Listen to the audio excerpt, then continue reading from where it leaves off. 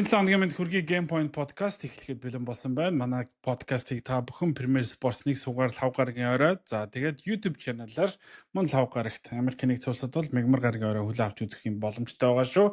Game Point podcast-ийн ерөнхий ивент тэтгэгчээр Social Pay ажиллаж байгаа. Та Social Pay-д өөрөө хэрэгэлдэг бол найзтай санал болгоорой. Найзтай урилга явуулаад хэрвээ таны найз урилга чинь хүлээн аваад хоёулаа хэрэглэгч болох юм бол хоёулаа урамшуул хүртэх боломжтой. Мөн дээрэс нь Social Pay-гээр дамжуулаад Apple Pay, Google Pay гар утсандаас суулгаад гар утсаараа бүх төрлийн төлбөр тооцоогоо төлөх юм боломжтой болж байгааг дуулгахад таатай байна. Social Pay Game Point podcast-тай хамтран ажиллаж байна. Social Pay-ээр хамтдаа урамшуулал авах найзаа өрөө аянд таныг урьж байна. Social Pay-ийн хэрэглэгч та шинээр найзаа өрөх бүртээ 5,000 төгрөгийн мөнгөн урамшуулал аваарай. Харин таны урилгаар аппликейшнд амжилттай бүртгүүлсэн найз чинь Social Pay дээрх Virtual Mastercard, Google Pay эсвэл Apple Pay холбоотой 10,000 төгрөгийн урамшуулал авч дэлхийн хаач хамгийн хэлбэрээр төлбөр тооцоогоо хийж олон төрлийн урамшуулал хөтөлбөрт хамрагдах боломжтой. Social Pay-ээр найзаа урьж, найзтай ч гэсэн бэлэг бариарай. Бид хоёрын өмнөх дугаар маань Play-ийн яг өмнө дууссан. За тэрнээс хойш Play-ийн тоглолтууд явагдлаа, мултарлаа. За бид энэ талаар мултарсан багуудаас нэг онцлог багийн талаар ярилцах болно. Гэхдээ ярианы сэдв халуун байгаа дээрээ. Өчигдөр болсон тоглолтын талаар ярихгүй байж чадахгүй тийм учраас шууд энэ сэдвээр хоёлоо одоо яриагаа эхлүүлэе гэж бодож байна. Тэгээд энэ хоёр багийн цувралын эхний тоглолт хүлээлт өндөртэй болсон, бас үгүй аваатай байсан, хинж ялж болох үз байсан. Гэхдээ Denver Nuggets талбайд давуу талаа хамгаалж хоцсон. Харин өчигдөр талбайд давуу талаа тэд алдчихлаа. Яг юу болж байна тоглолтыг хойноос нь ингэж хөөвэл. Гэхдээ яг хуу эхний тоглолт бол Denver Nuggets-ийн давуу малаар өндөрлсөн. Эхний тоглолтын дээр юу айгу ондоо яг хуу нэг дахь хоёр дахь тоглолт нэг зүйлээр ондоо байсан нь Denver Nuggets ер нь бол маш их юу одоо юу гэдэг алдааны одоо юг торгуулийн шийдэлт айгүй их авснараа айгүй их ялгаатай байсан. Тэгээд өчигдрийн тоглолт бол эхнээсээ ер нь бол шүүлтийн асуудал айгүй их дагуулсан л да. Chris Finch нэг дахь тоглолтын дараа шилсэн, хоёр дахь тоглолтын өмнө шилсэн, тэгээд гурав дахь тоглолтын дараа асуусан чинь юу ярихаач болж илээ. Тэгээд шүүлтийн асуудалтай айгүй их байсан. Тэгээд тэр асуудлыг нэгдүгээр шийдсэн. Тэгээд шийдсэн ч яг эхний хагас хоёрдугаар тоглолтын эхний хагас ер нь бол замбраагүй үлээсэн шүү дээ. Ер нь бол шүүгчнэр бол тоглолтыг бүр хяналтаас алдангаа алдсан. Тэгээ хоёрдугаар хагас дээр ер нь бол алдаагаа зассан гэж хэлэхэд болно. Тэгэнгүүт тоглолтоо шал ондоо болж эхэлсэн л дээ. Тэгээд энэ дэр бол Rudy Gobert-ийн Nikola Jokic тэр хийсэн хамгаалтыг бол магтахаас арга байхгүй. Тэгээд хиний Minnesota Timberwolves маш одоо бэлтгэлтэй гарч ирсэн. Тэд нар бол энэний хамгаалтан дээр аягүй их ажилласан шүү дээ. Denver Nuggets-ийн хамгаалтын одоо план дээр. Тэд нар ерөөсөө дандаа one on one тоглоодсэн. Ерөөсөө бөмбөн дээр ерөөсөө pressure өгөхгүй. Одоо blitz шийд юм уу те. Өмнө ингээ зогсоохгүй. Залж орж иртэл ингээ хараа зогсоод байсан. Тэгээд Denver Nuggets Jokic дээр болон бусад хамгаалагчнууд дээр ингээ one on one дайрж орж ирээд тотлоод байсан айгүй юутай болсон юм шиг санагдсан. Үр дүнтэй болсон. Тэгээд хиний дараа McDaniels хэлсэн байсан шүү дээ. Ер нь бол гейм план ч юу байсан юм. Энэ муу хамгаалагчнууд нь дайраа дээлсэн. Тэгээд бүгд нэрүүн дайрсаа гэсэн. Яг тэр нь бол яг үнэхээр харагдсан л таа. Тэгээ өнөөдөр шүү дээ. Ингээд хоёр дахь тоглолтын дараанаас Nikola Jokic-ийн муу хамгаалтын талаар айгүй их шоуж эхэлж байна л да. Ямар муу байсан өчигдөр тий. Тэгээд ингэж бодоод байгаа. Би тэр нэг эхний тоглолтын дээр ч гэсэн Minnesota Timberwolves ялах боломж байсан гэж удаа хэлмээр байгаа даа. Ялах боломж байсан. Бүр цуврал одоогийн байдлаар Minnesota-гийн талд 2-2 явж явах ч боломж байсан. Тэгээд яагаад хамгийн эвгүй өрсөлдөгчдөг эхний шатнд таарыг гэж бодсон болоо гэж Denver Nuggets-ийг эхлээ гайхсан байхгүй. Тэнгүүд Denver Oklahoma-тод 2-р шатнд тоглох Minnesota-г яаж хийж байгаад бараад 2-р шатнд San Antonio-тод тоглох уу гэж үтсэн болоо гэж хувьдаа бодоод байгаа байхгүй. За тэгэнгүүт нэгэнд одоо таарсан учраас дайраад ялхаас арга байхгүй. Гэхдээ Никола Йокичийг ганцаараа хамгаалж чадах үс лигт бүр маш цөөхөн тоглож байгаа. Маш цөөхөн тоглож байгаагийн бүр цөөхний тоглож байгаагийн нэг нь Руди Гобер байхгүй. Яг Руди Гобер өчигдөр Никола Йокичийг хамгаалсан тохиолдолд нэг эсрэг нэг хамгаалсан тоглолтын дээр 8-1 гэл байна Йокич. 8 довтлоод үрдэ ганцхан хийсэн юм л. Би 8-2 8-1 болоо. За нэг тоон дараа. Гэтэ энэ бол Никола Йокичийг ийм шилдэг одоо байгаа лигийн хамгийн шилдэг тоглогч гэж байгаа юм тоглогчийг шүү дээ. Ингэж сайн хамгаалж байгаа баг хамгаалж чадах цор ганц тоглогч байхгүй Руди Гобер. Шилдэг хамгаалан тоглож байсан. Вемби ч ингэж хамгаалж чадахгүй.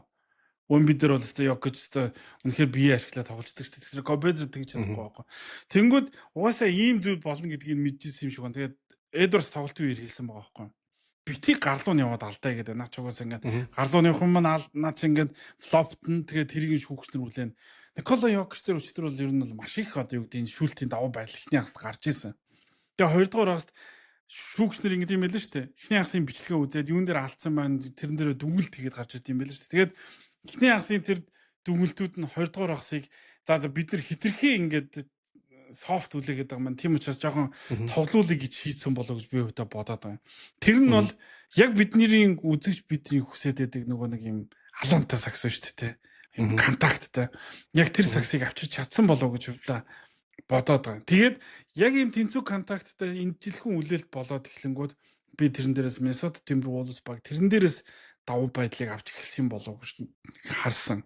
А хоёрдугаарт чи өөр зүйл хэлэх байхаа. Гэтэ миний харсан зүйл гэвэл юу гэхээр Руди Гобер алдааны асуудалд ороод бүтэн суусан шүү дээ. 3 дугаар үе, 4 дугаар үе талдаа хүртэл. Тэгээд тэр нь яасан бэхээр Гоберт тоглолтын төсөл рүү маш гоё нөгөө нэг юм ирч хүчтэйгээр орж ирж тоглолтыг дуусгах боломжийг өгсөн байхгүй. Тэр чинь Йокич тэнд 4 дугаар 9 минутаас эхлээд орж ирээд тоглолцсон махаа цайцсан багш 3 дугаар үе баг бүтэн тоглолцоод. Тэнгүүд Антони Эдвардсыг 4 дугаар ихэнд шууд оруулаад ирчих юм баг гэсэн чинь бас тгээгүй. Бас 9 минут хүртэл хүлээсэн. Антони Эдвардс ингээд баг юу лээ? Тоглолтын минутаар бол 6-7 минутад амарчж байгаа байхгүй. Плей-оффын тоглолт биш юм шиг. Тэг яг энэ дээрээс юу гэхээр Жамал Мурей, Никола Йокич хоёр амьсгаатад байсан. Тавталгаа болгоныхаа араас амьсгаатсан. Култ болгоныхаа араас өндөр амьсгаа авч исэн. Энэ хоёр ядарсан байхгүй ч өчтөр бол газд болсон. Гэтэл Антони Эдвардс, Руди Гобер, Донте Дивинченцо өчтөр талбай дээр хад нэмэх 20 байсан шүү дээ. Нэмэх 20 боддоо бурхан минь. Гоберийг суусан чинь жижигхэн болоод ингээд тоглолцсон чинь бүр нэмэх 20 болоод тэгээ Гоберийг орж ирсэн чинь хамгаалтан сайжраад ингээд өчтөр бүх хожих нөхцөл нь Миннесотагийн талд байсан болов гэж бодоод. Тэгээ нэг энэ одоо юу гэдэг миний дүгнэлтийг юу баталж байгаа вэ гэхээр тоглолтын 4-р үед Никола Йокич, Жамал Мурей хоёр нийлээд 12 довтлоод ердөө 4 он авсан байсан уу? 3 оноос авсан байсан уу? Энэ бол NBA-гийн түүхэнд багийн 2 тоглогч нийлээд 10-аас дээш довтлсон тохиолдолд хамгийн цөөн оноо авсан буюу хамгийн бага довтлсон, хамгийн мяа байсан тоглолт юм байна. Түүхэнд номер 1 ч юм. Тэгэхээр ийм муу түүхэнд орох, номер 1-т орох муу тоглолтод тийг хэн авчирсан бэ гэхээр би бол Дэвид Адлман л гэж хэлмээр шин. Тэр бомбогныхоо хууралтыг сайн хийж чадсангүй 4-р үеийн минута тооцоолж чадсангүй гэж хэлмээр байна. Гэхдээ энэ минутын асуудал бол байнга л явагдах юм байлээ. Ер нь би Никола Йокич одоо энэ жилийн солилцоо биш энэ жилийн сизон эхлэхээс өмнөх солилцоо одоо free agency-с авсан тоглогчдыг ингээ харсан чи ер нь бол Никола Йокичгүй тоглох минутанд айгуу одоо анхаарал хандуулсан юм шиг боловч яг тэр одоо хийсэн зүйлүүд нь ерөөсөй харагдахгүй байна л да. Ингээд Никола Йокичгүй үед яг ингээл оноо баригдаал оноо алддаг үе нь яг хэвээрэл байгаа байхгүй. Өчигдөр би зүгээр ингээд ингэж бодсон. Зүгээр Крис Финч дасалжуулагч хийсэн юм сонирн байсан ч яг одоо чиний хэлдгээр одоо фрештэй амарцсан Руди Гобер, Антони Эдвардс, Дивинченцо гарч ирээд ер нь бол төгсгөлийг сайн хийсэн. Гэхдээ миний бодлоор бас яг Йокичгүй минутанд хэрвээ сэтгэгээ жоохон хурдан сэлгсэн бол аль хэдийн дээр нь гарч боломж байсан юм шиг санагдсан байхгүй. Тэгээд Антони Эдвардс байхгүй хинч байхгүйсэн шүү дээ. Бусад дийлүүд нь байхгүй. Тэр Рандалч байхгүй. Тэгээ Эё тусам уу хин хоёр Хайланд хоёр нэлээд авч явж байсан Наср эдийн 3. яг тэр тухайн үед бол яг аль нэг лидер байсан бол айгүй хурдан онооны зүрэг нөхөхөөсөн даа гэж бодоод байна. Тэгээд Брюс Браун 3-аас 2 дараалж шидэхэд бол би яг тэгж бодсон. Яагаад дахиад нэг оноо авах хүн эсвэл гайгүй хам бол хүн гарахгүй юм бол гэж гайхсан. Гэтэ тоглолтын төгсөлд бол ялцгүй. Тэгээд яг чиний хэлдгээр нөгөө амарцсан тоглогч нар гарч ирээ шал ондоо төгсөлийг хийсэн л дээ. Тэгээд Денверийн хувьд бол яг Йокичгүй минутан дээр яг тэр асуудал бол байсан хэвээрэл байна. Түрүүжилж байсан энэ жил яг л харагдчихлаа л да. Денвер Никола Йокич, Ямал Мюррей хоёр байхгүй лөө. Никола Йокич байхгүй үед нь лөө хамгаалтаараа лигт 28-д орд юм биш үү? Йокич суучаар тэг боддоо. Хамгаалтаараа лигт 28-д чи хойно 29-30 дугаар баринд нөгөө Бруклин Нетс ч юм уу ингээд одоо юу гэдэг бүр ингээд албаа хийж байгаа танк хийж байгаа л баг байгаа шүү дээ. Гэтэл аврагын төлөө зорж байгаа багийн 2 дугаар тавт нь ийм амар муу хамгаалтай байна гэдэг чинь энэ баг асуудал нь юунд байна уу гэдэг нь зөв харагдаж байгаа байхгүй юу? Зүгээр цаашдаа энэ цуурлыг санаа зовоож байгаа нэг зүйл нь Энтони Эдвардсын өвдөг. Энэ өвдөг өчтөр дахиад эвгүйдэг шахсан. Би бол Энтони Эдвардсыг бараг цуурлаас гарчуу гэж бодсон чинь харин өстө үнэхээр нэрээ бас хэр баг юм тоодоггүй тоглогч юм да. Тэр Никола Йокич контактлахад бол өчтөр болоос өвдөг нэлээ эвгүй болсон шүү дээ. Залуу настай л байдаг хта гэж би бодоод байна. Яг энэ адилхан одоо runners knee гэдэг байгаа байхгүй юу? Тэр runners knee гэдэг одоо энэ бэртэл нь ер нь бол нэлийн амралт хэрэгтэй. Тэгээ амрааж ээж энэ одоо нөгөө хавдаад байгаа, зөөврлөд байгаа тэр байх болт юм байна. Тэгээд яг адилхан одоо бэртлэр Curry бэртсэн. Тэгээ одоо хүртэл ерөөсөө 100 баг 3-4 сар баг одоо амраад 100 болж чадахгүй шүү дээ. 3 сард илэрүү бүр аргаа бараад ниссэн гэж байгаа хин Curry үрж ирээд тэгээд өвдөгний одоо эмчтэр ирээд ингээд яагаад энэ зүгээр болохгүй байна гэж үзүүлсэн гэж байна. Тэгээд тодорхой бас хариу авч чадаагүй юм шиг. Тэр нас л гэсэн юм байна л да. Тэгээд ер нь бол тэгээд л настай л холбоотой юм шиг. Тэгээд яг одоо Энтони Эдвардс нөгөө залуу нөгөө юутай тулдаал одоо энэ нөгөө бэртэлтэй тоглоод байгаа. Түүнээс шөл бол уртаа бодвол Энтони Эдвардс энэ бэртэл бол хэцүүлэх. Тэгээд ямар ч гэсэн цуурал нөгөө нэг яагаад ч өрсөлдөгч багийн талбай дээр хоцноор цуурал эхэлдэг гэдэг. Тийм учраас нэг тоглолтоор цуурлыг цааш нь дүгнээд явах уу? Дараагийн дугаар гэхэд цуурал яагаад ч үлээ. Тийм учраас цуурал ингээд Миннесота хот руу, Миннеаполис хот руу нэг болоод явж гин гэдэг. Денвер үед зайлшгүй нэг хожлыг нь авах хэрэгтэй гэдэг даалгавартай явна гэсэн үг. Тэгэхээр энэ дэр нэг зүйлийг ойлгох хэрэгтэй. Дараагийн хоёр тоглолт Миннесота Timberwolves хожиж магадгүй эсвэл нэг болчих магадгүй эсвэл хоёуланд бүр Денвер хожижсан байхад гайхааргүй. Яг тийм цуурал байхгүй. Тэгэхээр эхний шатны хамгийн сонирхолтой үзүүштэй цуурал яг энэ Denver Nuggets Minnesota Timberwolves багуудын хооронд болж байгаа. Тэгэхээр миний гараасаа гэж бодмоор хоёр тоглолт бол үнэхээр галгарны энэ хоёр ч угаасаа 2 жилийн өмнө нэг 7 тоглолт гаргадаг чинь. Тэгээд өчигдөр хардаа Атланта Хоксын цуурлыг бас ярих байх. Гэхдээ тэр Никол Александр Walker өчигдөр тэр Аяо тусам уу Bones Highland нарын оронд байсан бол энэ цуврал бүр хэцүүдлээ шүү дээ гэж би бодлоо яг өчигдөр. Хэрвээ Никол Александр Walker байсан бол тэр хоёр шиг тийм олон алдаа гаргахгүй, тийм олон 3 шидүүлэхгүй, тийм олон ухаалаг бүсүүл гаргахгүй байх байсан болов. Гэхдээ нөгөө талаар өчигдрийн бас нэг юу байна. Нэг энэ зүгээр миний бодол шүү.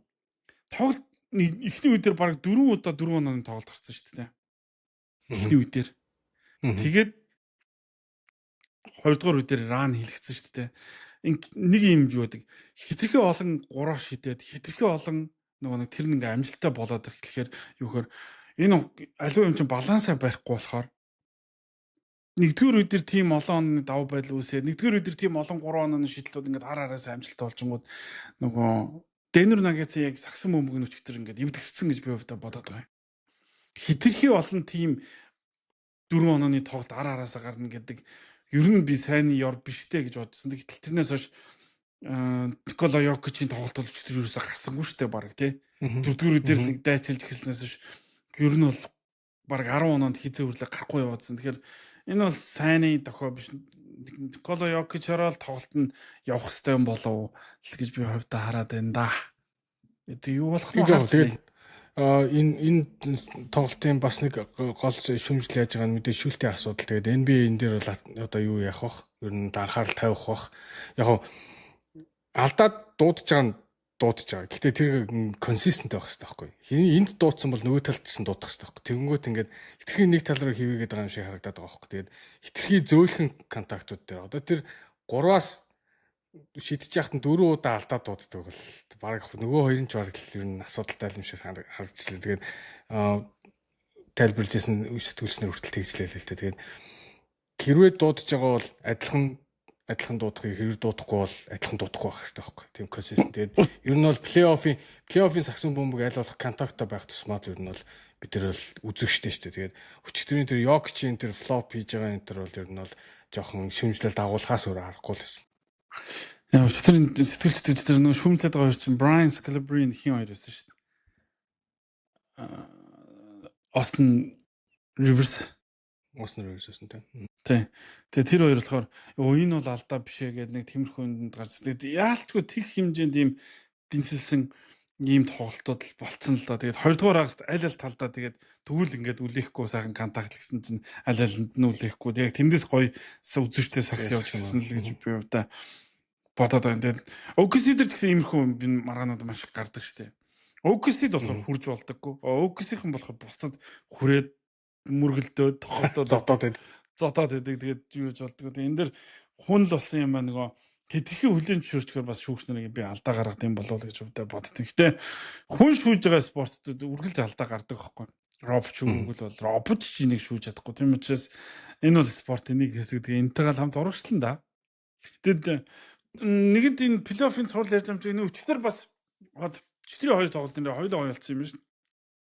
Нью-Йорк Никс баг 4-р эхлэхэд 12 оны зөрүүт явжсэн. 12 оны зөрүүт. За плей-оффын түүхэнд энэ баг 14-р оноогоор тэргүүлж эхэлсэн бол 64 хожиж ганцхан хожигдсан байт юм байна. Тэр ганц хожигдсан нөгөө нэг домогт Reggie Miller энэ шүү дээ. Гэдэг хоолойгнуудын хоолойг нь бодог. Тэр бүр ингээ түүхэн тоглолт байхгүй.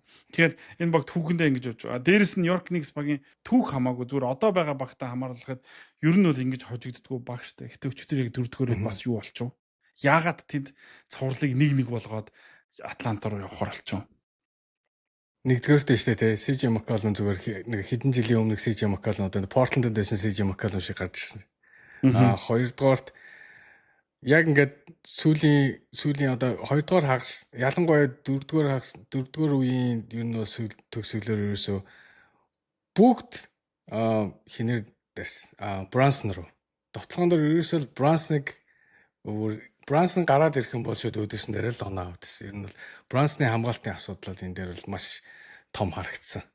Тэрэн дээрээсээ ч бол юу яасан болов гэж бодоо. Тэгээд Майк Брауны нэг асуудал гарсан. Нөгөө Нью-Йорк Никсийн фэнүүд л одоо ингээд нөгөө хожигдлынхаа дараас бөө юм гаргаж ирж байгаа. Янз бүрийн тэндээс юу гаргаж ирээд тэгсэн чинь хиний гэдэг за би энэ чанаас гаргаж болох нах нь нэг хизээч энэ жил ерөөсө хамт тоглож байгаагүй лайн ап гаргасан юм байна. 4-ийн эхлэл дээр 3 минут. Тэр чинь нөгөө нэг Карл Антони Таунс, Хосе Алварадо, Джейлен Брансон хоёрыг хамт амраачдаг үү шүү. Суулгаад харин тий. Тэгээ тэрнээс эхлээл ер нь моментум ер нь шифт хийсэн л гэж миний хувьд бол бас бодоод байгаа юм л. Тэр үнэ. Тэгээ тийм алдаа гаргасан. Тэгээд сүүлийн хэдэн минутанд дээр Брансны хамгаалтын одоо нөгөө liability сул тал болчоод яг тэр зүйл бол өстой яг тэгээ дэлгэцэн дээр дүр харагчлаа л дээ. Тэгээд би түрүүн бас нэг юм хэлчихэ. Denver Nuggets чинь бас 19-оос дээш онооны зөрүүтэй байж байгаа бариулаад хожигдсон 2 тохиолдол байгаа юм биш сүүлийн хэдэн жилд. За. Хоёулаа Minnesota Timberwolves. Тэгэхээр энэ цуврал байна шүү дээ. Ерөөсө уртсах тусмаа бидэрт аягүй сонирхолтой яг NBA үздэг, сакс үздэг хүмүүсийн хувьд бол хамгийн гал гарсан цуврал болох юм шиг санагдаад. Nice. Наадах чинь гоё баримт байна шүү дээ. Угсаал тэгэхээр эргэн ирдэг баг байгаа шүү дээ. Яг энэ баг. Өчигдрийн тэр Нью-Йорк Никс тэр за яг тэндээс нөгөө нэг хинэл өөрчлөгдсөн гэвэл тийм өөрчлөгдсөн. Тэгэнгүүт ихтэй ингээд тоглолтын төгсгөл рүү очиж хагаад яг ингээд Джейлен Брансон бөмбөг өгөөд бүгд ингээд талд очиод хараа зогсдог. Джейлен Брансон класс тоглол тоглогч л тоо мэдж ийн хүлэн зөвшөөрөгдсөн класс тоглогч. Гэтэ Jalen Brunson, Michael Jordan биш, Kobe Bryant биш байхгүй. Jalen Brunson байхгүй. Тэгээд бөмбөгийн нөгөө замаас нь зайл гэдэг хэмжээний тоглогч биш байхгүй юу?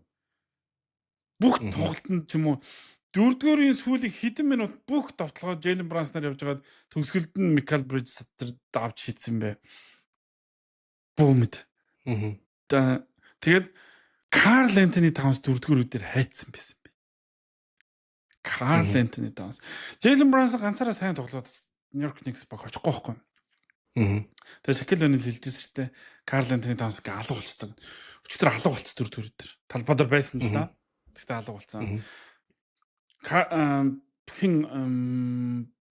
Karl Anthony Towns өчигдөр 4 тоглолтын 4-р үедэр 2 удаа давталсан. 2 удаа. Бодтой. Бөмбөгөнд маш цөөхөн үрсэн. Багийн 2 дахь лидер. Багийн 2 дахь лидер гоо. Энэ тэгэхээр нэгдүгээрт юу гэхээр энэ нөгөө Karl Anthony Towns-ийн сул тал байхгүй.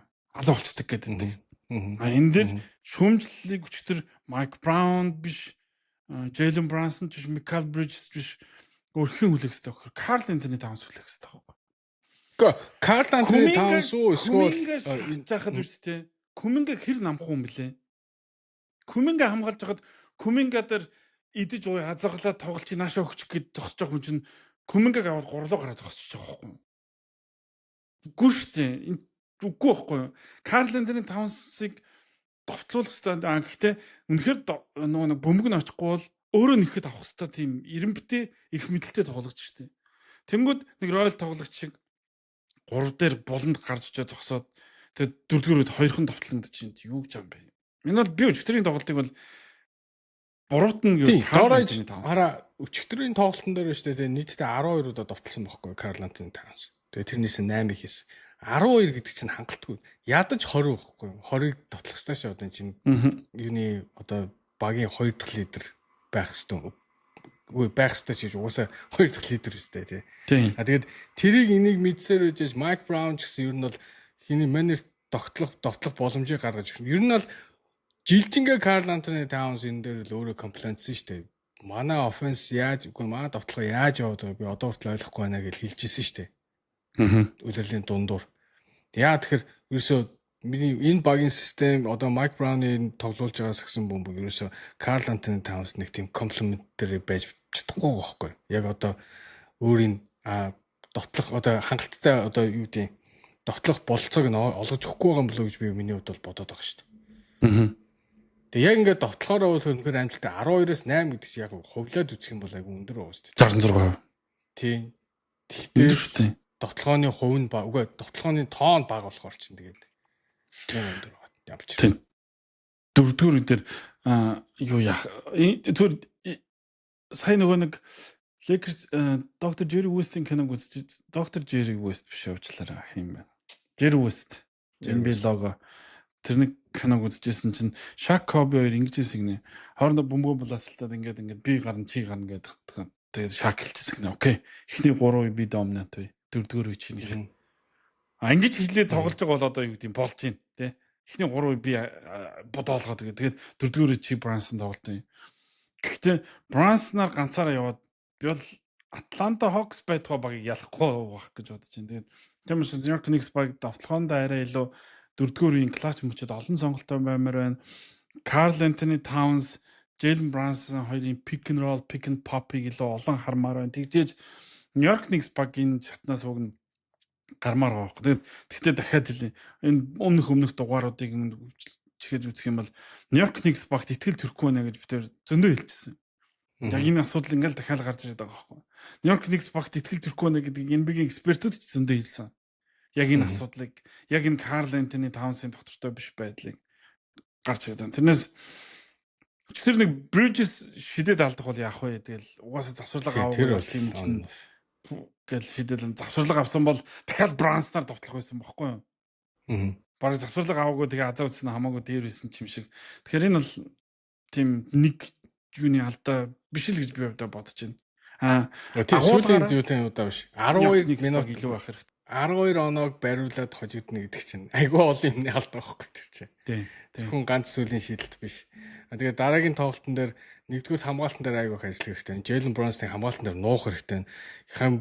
Айлын бөмбөг залж байгаа юм дээр Jalen Brunson эхэлж очих биш. Josh Hart. Одоо тэр чинь сайн Mikal Bridges гэсэн зөндөө on ball defender байж штэ хамгаалтан тий. Тэдрийг эхлэж авчиж жагаад ер нь бол тэгж асуудлыг шийдэхгүй бол эхлээд Jalen Brunson очиод тэдэр дээр нь тоглоод ахаар дабл очиод тэгээд айгүй олон нөх гаргаад байгаа хөөхгүй. Тэгэхээр ямар ч байсан on ball defender-ыг хин нэгэн төрүүлж өчтдөг баймаар байна. Тэгээд Carlton Towns-ыг offense дээр айгүй одоо довтлогон дээр айгүй ашиглах нь үгүй довтлооны тоог нэмжээж л энэ асуудлыг шийдэх болов гэж бодож байна. Юу болох нь цувралтай ямар ч байсан 1-1 болцсон сонирхолтой л.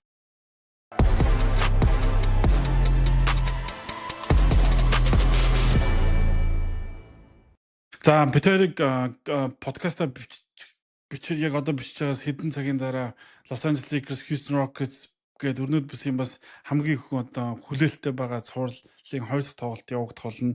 Цувралын 2 дахь тоглолтод Kevin Durant одоо хүртэл оролцох хэсэг нь тоглолт эхлэхээс нэг 3-4 цагийн өмнө байхад одоо л тодорхой биш байна.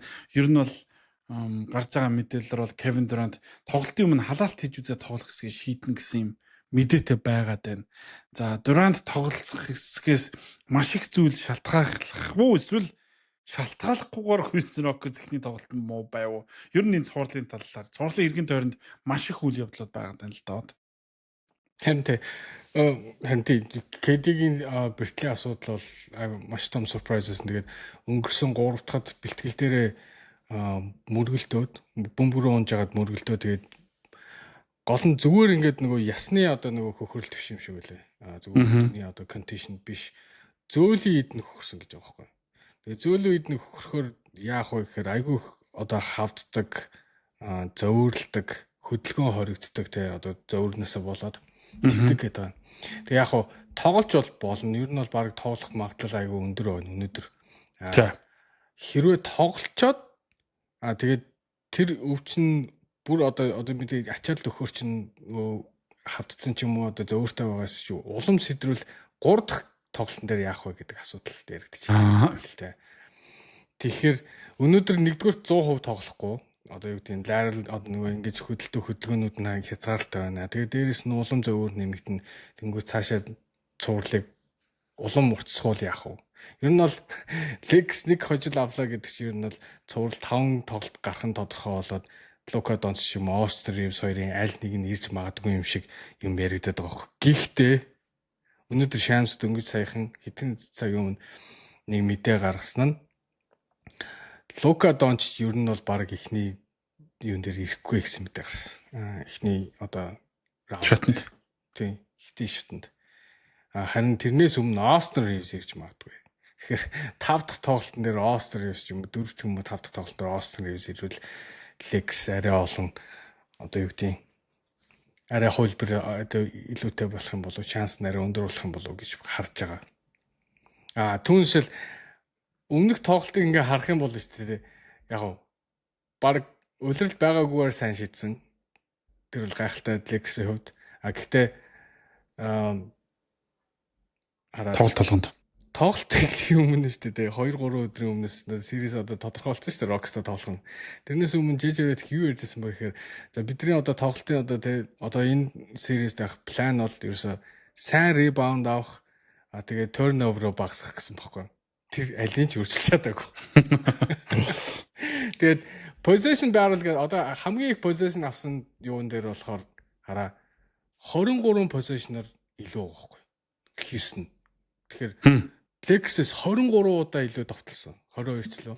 Тэгчээд оноо олгож чадаагүй. Тэгээд 9 оноо олгож чадаагүй. Тэр нь яа тэгэхээр Kevin Durant байхгүй. Тэгээ point guard-ийн асуудалтай. Тэр оноо авч чадахгүй байхгүй. Rockets-ийн асуудал ерөөсөө тийм. Тэгээд 20 эдэн довтлохоос 4 амжилттай болоход дунджаар 4 амжилттай болоход энэ 9 онооны хожил байхгүй байх боломжтой байсан байгаа байхгүй.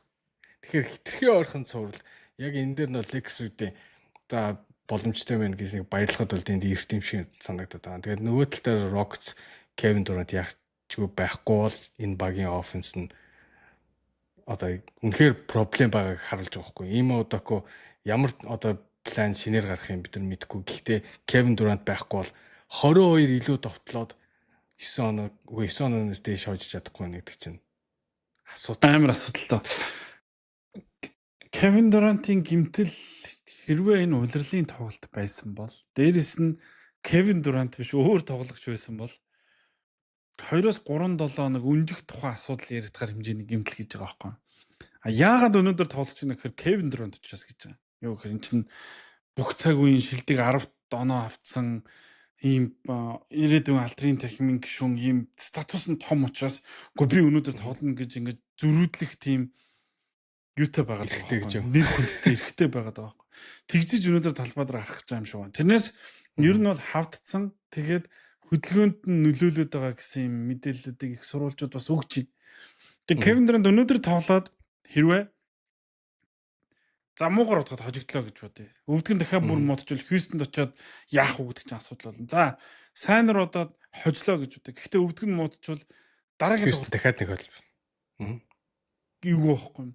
Тэгээ Austin Reeves нэг эсрэг нэг бэлтгэл хийгээд хэлсэн юм байна шүү дээ. Уг нь Лукагаас хамаагүй сүйд гэжсэн юм чинь удахгүй 3-3 тэгээд 5-5-5-д оролцоо тэгээд талбай дээр ер нь гарна гэж байна. Тэгэхээр энд бол би нэг 7 хоногийн асуудал байгаа юм болоо гэж хараад байгаа байхгүй. 7 хоногийн асуудал.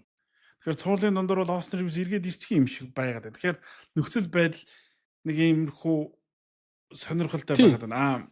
Лукагийн одоо юг хойшлуулдаг нь Austin Reeves-ийн одоо нэг прогресс нь те одоо нэг идэгж байгаа прогресс нь арай хурдан болонгууд өөрчилж байгаа төлөвлөгөөг. За ер нь Лукаг тэгвэл дахиад жоохон амарч тэртээ тэргүй Austin Reeves ирчихэж байгаа юм чи. Гэдэг утгаараа тэгж байгаа болов гэж бодсон планы үед. Хэрэв Austin Reeves удахаар байсан бол Лука донд ирнэ гэдгээр ирчих эхлэсэн болов.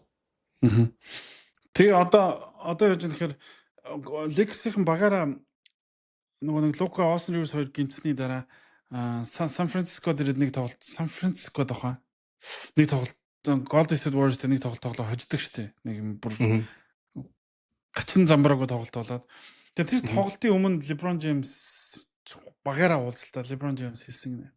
Окей бүгдээрээ хүн дорно хийх юм а хийцгээе. Тэгэх юм бол би ч гэсэн хийх юм а хийчнэ. Тэр нь бити хэлзээ. Зүгээр л дорно өөрийнхөө ажлыг сайн хийх тухай бод. Тэгэх юм бол бид нар энэ цуврал ялнаа гэж хэлсэн гэж байгаа байхгүй. Тэгээд одоо яг л тэрийг хийж байгаа юм болов гэж дорно илүү хичээж байгаа юм болов гэж бодсон. Тэгээд энэ дээр одоо юу гэдэг 7 хоногийн өмнөхөө бодвол сайн мэдээтэй гэхээр Лука Austin Reeves хоёр багтайгаа нэгтсэн байна. Өчтөр бэлтгэлд оролцож ийн Reeves нэг эсрэг нэг тоглосон байна гэдэг чинь бэлтгэл хийсэн байна гэдэг чинь маш сайн мэдээ байхгүй. Яг 7 хоногийн өмнөхтэй харьцуулахад. Лукагүй хэрвээ энэ цуурлыг LeBron James одоо хойшоо суулцсан байсан LeBron James урагшаа гарч ирээд 41 наснда багийг чирээ дахиад нэг цуурал аваа авчвал энэ LeBron-ы legacy явахгүй юм. Тэгээ 2 дугаар шатнд OKC-д яах вэ тэр дараагийн асуудал тийм үү? Тэр бол өөртөө дараагийн асуудал гэж бодож байна. Гэтэ LeBron гэдээ яриад онцлоод байгаа юм би нэг тэрдэргүй цуурал явж байна. За өнөөдөр бас дахиад нэг тоглолт гарна. Энэ дараа зөндөө ярих зүйл байгаад байгаа учраас. Гэтэ LeBron-тай холбоотой эргэн тойрны мэдээ LeBron-ы ирээдүйтэй холбоотой маш олон үйл явдлууд араас нь болоод байна. Өнгөрсөн 7 хоногт Athletic одоо хэл мэдээллийн байгууллага сэтгүүл маш том нийтлэл гаргалаа шүү дээ. Тэрний араас багийн эзэн, багийн governor буюу засаглагч гэж явж байгаа Jenny Bass подкаст оролцох үеэр LeBron-ы ирээдүйн талаар бас нэг сонирхолтой өнцөг хэллээ. Ингээд явсан чинь LeBron-ы энэ үйлрэл дуусгаад ер нь яах вэ гэдэг дээр тийм маш эвгүй мессежийг надад лав өгсөн. Тэр нийтлэлээс эхлээд нийтлэл юун талаар байв? Одоо нөгөө үүсэт байгаа нөхцөл байдлын талаар л да одоо Lakers гэрээхгүй байна. LeBron одоо хайчих уу гэдэг асуудал төр тий. Тэгээ нийтлэл юуны талаар ер нь бол байгаа LeBron-ы одоо опшнууд юу юм бэ гэдгийг л ярилцж байгаа юм л да. Тэгээд опшн гэдэг юм бол мэдээж LeBron-ы сонирхож байгаа баг гэдэг нь Cavs байгаа, Warriors байгаа гэж байна. Тэгээд Cavs бол үнэхээр цалин үгийгээд өгцөө байхгүй хамгийн бага цалин л өгч чадна. Тэнгүүт Warriors болохоор өглөө гэхэд ер нь бол 15 сая буюу нөгөө mid level exception-ыг л өгч чадна. Тэгээд яг тэрэн дээр LeBron тоглох уу гэдэг асуулт гарч ирээд байгаа байхгүй. Яг тийм үнцэн одоо юу тийм үнэлгээтэй LeBron тоглох уу? Эсвэл яг одоо энэ одоо Rockstar хожигдвол эсвэл биш энэ плей-офф дуусаад хэрвээ хаана хүрээд дууссан те Lakers юм тэнд дуусаад LeBron зодог тайлж магадгүй гэсэн үнцэг гарч ирээд байгаа байхгүй. Тэгээд ер нь бол LeBron-ы ойр тойрных нь хүмүүс юу ярьж ийн гэхээр ер нь бол LeBron тэр farewell tour хүсэж байгаа гэдэг одоо юу гэдэг бүх одоо юу гэдэг Kobe шиг сүлийн одоо улирлаа тэгж өнгөрөөн гэдэг тийм эго байхгүй. Ер нь бол тийм зүйл хүлээгээгүй.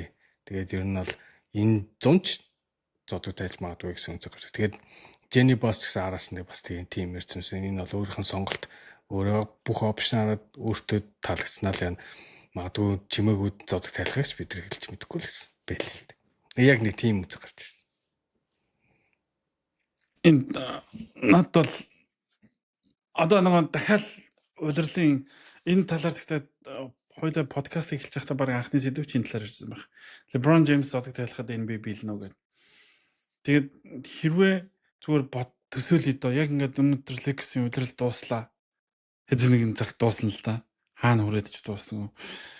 Тэгээд LeBron James энэ тоглолт бол миний сүүлийн тоглолт байсан гэд хилээ гараа авчвал энэ бол шок үстэй. Шок. Тэгээд зүгээр надад харин зүгээр нэг ингэж энэ чинь нөгөө нэг сэтгүүлчид ийм өнцгүүд гаргаж ирээд байх шалтгаан нь юутай холбоотой гэхээр би LeBron-ы сүүлийн үед хэлж байгаа үгнүүдтэй холбоотой юм болов гэж боддог. LeBron сүүлийн үед миний үзүүлсэн амжилтуудаас хамгийн оргил нь хүүтэйгээ хамт плей-оффын тоглолтод талбай дээр гарсан явдлаа гэдэг байгаа шин. Энд чинь нэг юм дүгнэж хэлээд байгаа хэвээр. Тэгээд жибэд LeBron James drafted NBA-д орлоо. Хоёлаа тийм энэ подкаст YouTube channel дээр байгаа. LeBron-ы тэр дугаарыг үзэх юм бэл. LeBron James хүүтэйгээ хамт талбай дээр гараад түүнд өөр одоо бүтээх амжилт баг үлдэхгүй дээ гэд хэлжсэн яг буцаад тэр ярээр очих гээд байгаа байхгүй. Хүүтэйгээ хамт гарсан энэ амжилт бол миний бүх амжилтуудын хамгийн ноён оргил нөө гэж хэлсэн гэд. Тэгээд зүгээр Jenny Boss-ийн үгний дээр нэмээ хэлэхэд тэр подкаст орсон байлаа шүү дээ. Тэгээ маш их зүйлийг ярьсан дээр нь Luka Doncic бол одоо Lakers-ийн ирээдүй. Тэгээд Luka Doncic-ийг авсанд Kobe ч баярлах байсан бах. Ягаад гэх юм бол Kobe амьд байхдаа үзсэн хамгийн сүүлийн тоглолт нь Dallas Mavericks Lakers-ийн тоглолт байсан. Тэрэн дээр Gigi Kobe-оор ирсэн. Ягаад гэх юм бол Gigi-гийн дуртай тоглолт чинь Luka байсан гэд. Тийм учраас би Kobe-г Luka-г Laker болгоцсон байгаад ингээд баярлах болов гэж боддог гэд ингээд шин ярьсан байгаа байхгүй юу. Энэ ингээд мессежүүдд ингээд харах юм бол Lakers-ийн зүгээс LeBron-д яг ямар санал тавих юм үгүй юм уу? LeBron одоо ингээд сая юу болоо штэ. Сая өөрийнхөө подкаст дээр Steve Nash ярьсан байлаа штэ. Гимтлээсээ эргэж ирээд Luka Doncic Austin Reeves тэр талаар юусэн хоёул яриаг маань. Гимтлээсээ эргэж ирээд Luka Doncic Austin Reeves хоёртой хамт тоглосон чинь байхгүй хахт нь тэр хоёр ингээд амар их чөлөөтэй тоглож ирсэн аа. Яг ингээд LeBron орж ирээд тоглосон чинь ингээд тэр хоёр ингээд хүлээгээл удаашраал ингээд хэлсэн гинэ. Тэгэхээр нь LeBron өөрөө ярьж байгаа үстэй тийм. Тэ өөрөө ярьж байгаа. Тэгэхээр нь LeBron хэлсэн гинэ. Тэр яриаггүй шүү. Айх юм биш үү? Хоёр өөрсдийнхоороо тоглоо. Мамаг байхгүй байхад яаж тоглож ирсэн яг тэрүүгээрээ тоглол. Би тэрэнд чинь фитин хийнэ буюу би тэрэнд чинь зогцчихноо. Миний хийж чаддаг юм бол би зогцож чаддаг гэж хэлсэн байгаа байхгүй. Тэгэхээр анх удаа би тэгэхэд LeBron James гимтлээс нэг эргэж орж ирээд нэг хоёр дахь удаа гимтээд эргэж орж ирдэг шүү дээ. Тэгээд орж ирэхдээ ингээд LeBron нөгөө номер 3 руу shift хийжлээ гэл LeBron ч өөрөө ингээ хүлэн зөвшөөрсөн тэр талаар яг подкаст дээр ярьсан байгаа байхгүй. Би тэгээд тэр хоёрыг ингээд бити намайг хүлээ, бити намайг ингэж байгаа гэж надад зориулж ингэж удааш зүгээр өөртөөхөө тоглоод юу яа. Би тэрэнд чинь фитин хийнэ гэд. Тэгдсэн байхгүй юу. Тэгээд LeBron ингээ 3 дахь руу ингээд өөрөө фит хийнэгээд орсон. Энд чинь нөгөө Lakers-ийн LeBron заавал хойш суух хэрэгтэй гэд улирлын туш ярьжсэн нэг асуудал нь LeBron өөрөө шийдээд өгчөнгөд би LeBron-ыг за тэгвэл ингээд Lakers LeBron-ыг аваад үлдчих юм байна гэж би бодохгүй юу. Тэгсэн чинь сая Jenny Boss-ын ярьсан зүйлийг харсан чинь шийдвэр өөрийнх нь гарт байгаа гэдэг нь юу гэж хэлж байна вэ гэхээр Lakers бол одоо шийдэд байх юм байхгүй л гэж хэлээд байгаа юм шиг надад санагдаад байгаа байхгүй. Үгүй яаж бодсон бэ шүү дээ. Үгүй чи одоо мөн боддоо. Warriors энд ингээд mid level 15 саяг. Тэнд ингээд Cavs 2-3 саяг. Тэнгүүд тэрнээс давж бол Lakers өгч чадахгүй шүү дээ. Одоо бол. Тэгэл адилхан зав үсрээд өглөө гэхэд яг л Warriors-тай адилхан mid level өгнө шүү дээ. Тэнгүүд 15 саяар 15 саяг авахын тулд LeBron тэр их одоо дарамттай нэг нөлөөллийг өдөх үү гэдэг асуулт байгаа байхгүй. Одоо чи одоо ядчил бүх аялын тоглолтууд дээр явж тоглох хэрэгтэй болно шүү дээ. Бүгдэнд нь тоглох хэрэгтэй болно. Бүх газар очиж одоо нэг Kobe-гийн юу гэж санаж нь бүх юунууд дээр очиод ингээл хөдөлтэй гэдэг байсан. Яг тэрнтэй адилхан тим зүйл хийхин тулд 15 саяг аавна гэх юм бол LeBron-ы хувьд бол ашигтай биш байгаа байхгүй. Тэр яг тийх боломжтой юу. Тэгээд LeBron одоо хэрвээ Lakers одоо юу өгөх юм бол шүү дээ. Гэрээ өгөх юм бол 1 жилийн гэрээ өгнө. 15 сая өгнө. Гэхдээ Lakers no trade clause л өгөхгүй. Тэр ойлгомжтой баг л та. Тийм. Тэнгүүтээ дээрэс нь заавал гарна гэдэг гэрээ хийхгүй. Тэгээд нөхцлүүд нь шал ондоо болоод ирнэ шүү дээ. Тэнгүүд яг тэрийг одоо яг Jenny Boss хэлдгээр өөртөө одоо таалагдсан юм аа л авна штэ. Бид нар бол 50 чадгаал 50. Тэгэл take it or leave it штэ. Авуулаа байл. Гэдэг л хандлагатай байгаа болов уу гэж би ойлгосон. Над бол Гэтэ шүү дээ зүгээр бүх ингээд сэтгүүлч нарыг яаж байгаа нь 3 сарын Lakers-ийн амжилт одоо ингээд тоглож байгаа амжилт шүү дээ. Одоо бидний дүлэрлээ эхнээс хойш яриад одоо ингээд энэ Lakers ингээд салах гэдэг гэсэн одоо тэр яриануудыг бүгдийг эргүүлсэн гэж байгаа. Lakers гэсэн за аваад үлдүүл яах вэ гэдэг бас нэг бодол орж ирсэн юм шүү. Надад LeBron өөрөө хойш туучлаа шүү дээ. Тийм. Өөрөө 3 дахь опшн болчихлоо шүү. Тэнгүүд яах вэ гэдэг асуулт бас гарч ирж байгаа юм байна. Шууд за бүрээ юу гэдэг салын гэдэг дээр бол очичаагүй юм шүү. Харин би тийм болов 50 санал бол яг хэлээд нь шүү дээ. Тийм одоо LeBron-ы одоо хүсээд байхаар санал бол биш болов гэж миний хувьд боддог. LeBron таалагдахаар санал биш. Би чамс чи LeBron James шүү дээ. Яг өөрөөр LeBron James гэдэг төсөөлөөр би чамд хизээч авна гэж төсөөлж байгаагүй цалин гэж санал болгох гээд байна л да. 15 сая. 60 саяг авч байгаа хүнд 50 саяг авч байгаа хүнд. Тэ. Яах вэ? Би бол одоо шүү дээ. Зөвхөн NBA-д мөнгө хийхэд бол Lakers мөнгө хийж өгөхийн тулд ч юм уу. Тийм зүйл дээр тэгээд энэ олон прешрийг аваад энэ олон медиа attention-ыг аваад тэгж явна гэж би бодохгүй байна. Тэгээд хэрвээ яг ингээд авраг авах нь тодорхой болчих юм бол maybe яг contender баг гэж бодоод итгэх юм бол гэтэл LeBron болон бусад хүмүүс яг энэ Lakers-ийг одоо яг энэ жилийн Lakers авраг авах бүрэлдэхүүн гэдэгт итгэх үү гэдэг шүү дээ. Холлоо. OKC байна. Denver Nuggets байна. Minnesota байна те. Энэ San Antonio Spurs байна. Ямар гарч ирж байна энэ баг. Тэгээ хэрвээ бага мөнгө авах гэх юм бол оронд нь бүгд амраа шүү би. Тэ ийм өрсөлдөөнтэй өрнөд би зөв. LeBron-ы Cleveland-ээр явах магадлал нэмэгдэхгүй зүйл явдал хараасаа мэдээнүүд гарсан. Тэр нь юу гэхээр Cleveland Cavaliers багийн удирдлага доторл яригдсан юм шиг байна. Одоо тэр гарсан мэдээллүүдийг задлаад эсвэл Cleveland-ийн зүгээс цацж байгаа юм уу, яаж байгаа юм бүү мэд. Хэрвээ Donovan Mitchell энэ 100 гэрээгээ сонгохгүй бол 1 жилийн гэрээ үлдэж байгаа байхгүй юу? Тэгэх юм бол энэ 100 түүнийг сольж явуулна гэдэг мэдээ гаргасан баггүй юу? Тэгсэн чинь James Harden 42 саяын гэрээнээсээ татгалзаад чөлөө дахинд болоод урт хугацааны гэрээ өсөж байгаа байхгүй юу? Өснө гэж байгаа байхгүй юу? Тэнгүүд тэнд 22 хүн шууд чөлөө дахинд болох гэдэг байгаа байхгүй юу?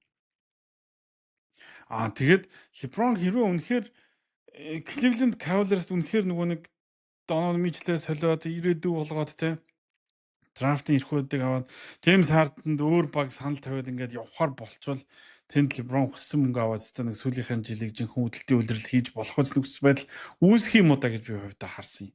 Тэрнээс Mitchell байхад Mitchell Harden, Evan Mobley-тай байхад тэнд үдэлтийн үйлрэлийн төлөө бас нэг үйлрэл явна гэдэг чинь бас хэцүү байхгүй. Тэгээд дээрэс нь бүр 2 сая дуу. Өвчтэй.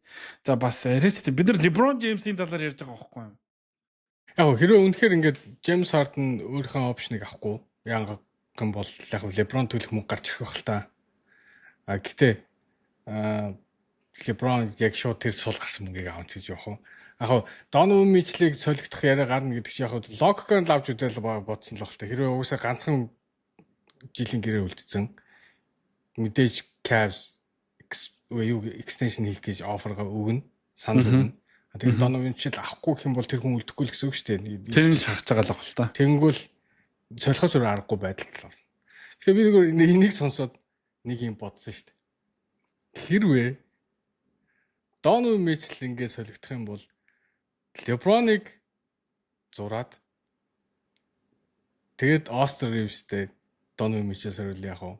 Donovan Mitchell Luka Doncic гэдэг юу гарвал яах вэ? Austin Reeves-ийг Donovan Mitchell болохгүй. Наачилсан бодохыг ч хүсмээр гоноо таларч. Би бол Austin Reeves-ийг сайжруулах юм бол Donovan Mitchell болж байгаа байхгүй. Тэгтээ түрүү 40 сая өгнө. 40 сая өгнө. Austin Reeves.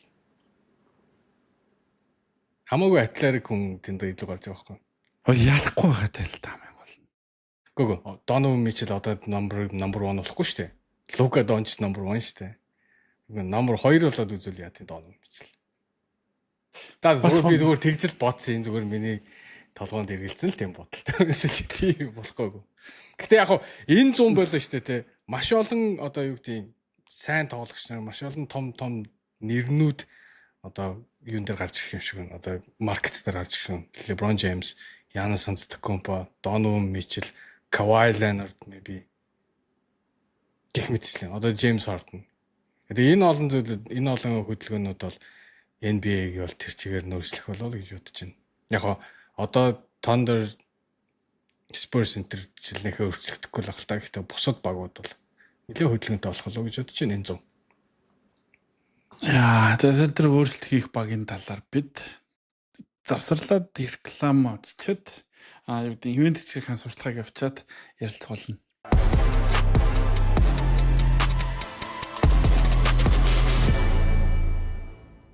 Game Point podcast ерөнхий ивент тэтгэгч үе мөчний шингэн доктор Joint Movement Colcosum-ын ажиллаж байна. Joint Movement Colcosum-ын за гимтлээс сэргийж ирж байгаа эсвэл хэвтрийн дэглэмтэй эсвэл ахмад наст ингээд ер нь үе мөч гэдэг хүний толгуур хэрэгтэй хамгийн чухал хэрэгтэй болох үе мөчөндөө шин тэжээл хэрэгтэй байгаа. Тэр бүхэнд санал болгож байгаа эрүүл мэндийн төгс бүтээгдэхүүн юм шүү. Тэгэхээр та бүхэн хүү бүтээгдэхүүнийг хаанаас авах вэ гэж эргэлзэж байгаа бол Аптека цагийн мэн ороо сайтаар ороод хургуулээд авах боломжтой. За мөн E-Mart-ын бүх худалдааны төвүүдээр борлуулагдаж байгаа юм байна шүү. Joint Movement Colcosum-ын Game Point podcast-ийн ерөнхий ивент тэтгэгчээр ажиллаж байна. Цогц найрлага бүхий үе мөчний шингэн доктор. Үе мөчний өрөвсөл, өвдөлттэй, бэртэл гэмтэлтэй, спортоор хичээлдэг, ахмад настан, суугаа ажил хийдэг бүх хүмүүст тохиромжтой. Энэхүү бэлтгэл нь өрөвсөл болон өвдөлтийг намдааж, эдгэрэлтийг түргэсгэж, үений шингэнийг нөгснөөр үе мөчний хэвийн үйл ажиллагааг дэмжинэ.